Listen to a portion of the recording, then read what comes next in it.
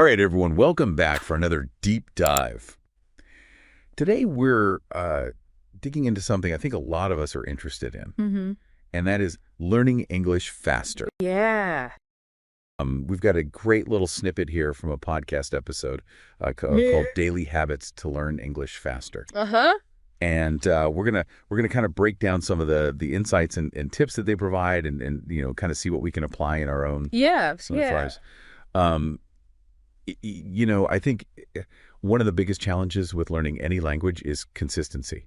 Oh, for sure. Right? We all know that. We Yeah. got to be consistent, but Yeah. it's so hard sometimes. Why is that? I think with language in particular, it's like you're building a muscle, You're training your brain to do all these new things, to process sounds, to learn grammar, to learn vocabulary. Yeah. And it's like you can't just go to the gym once and expect to be ripped.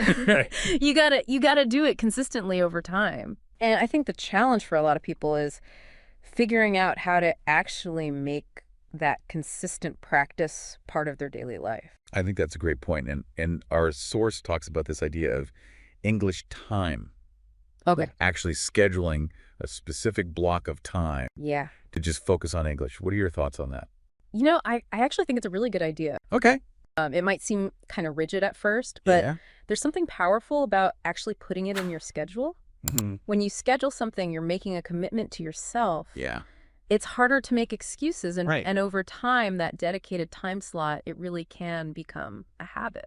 I like that. Think about it. Like we schedule meetings, we schedule workouts, Right. even our leisure time sometimes. Yeah. So why not schedule time for something as valuable as language learning? Absolutely. Okay, Mm. so we're scheduling time, but it's not just about passively, being exposed to English. It's about active learning. Exactly. So what does that look like? So, beyond the obvious things like reading and watching videos in English, you can really step it up by doing things like active listening. Okay. So, for example, when you're watching a show with subtitles, Mm-hmm. instead of just kind of letting it wash over you, Yeah. really focus on the phrases that you hear. Okay. Rewind sections, maybe try to transcribe parts of the dialogue. Interesting. It forces your brain to work harder and it helps you process the language more deeply. So this is where things get a little bit interesting. They talk about a technique called shadowing, Okay. which I have to admit sounds kind of intimidating. Yeah, I can see that.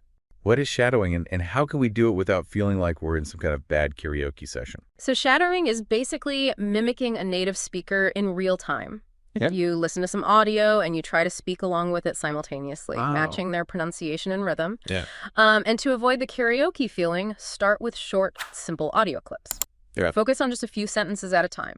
And, there are even different types of shadowing you can do. Oh, really? You can shadow for speed to improve your fluency, or you can shadow for accent reduction, if you're really focused on specific sounds.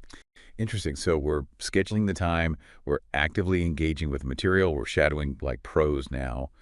But how do we actually retain all of this new knowledge? Yeah. So our brains are unfortunately designed to forget things. Yeah, they are.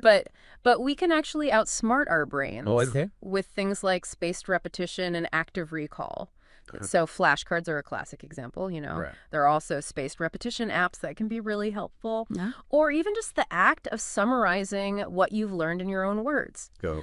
All of these techniques, they force your brain to retrieve the information. Right. And that makes it stick better. So to recap, we're setting aside dedicated English time, we're practicing actively, we're shadowing, and we're using spaced repetition to really cement that knowledge. Yeah. Sounds like a pretty solid plan. Yeah. Any final thoughts for our listeners before we wrap things up? Yes, absolutely. I would say think about what aspect of English you find most challenging. Okay. Is it vocabulary? Is it grammar? Is it listening comprehension? Mm-hmm. Because there are so many resources out there that are tailored to specific needs. Right. So if you can really pinpoint your challenge, that'll help you choose the right tools and techniques for a truly personalized learning experience. That's a great point. Well, thank you so much for another deep dive. You're welcome. This was great. And to all of our listeners out there, thanks for joining us, and we'll catch you next time.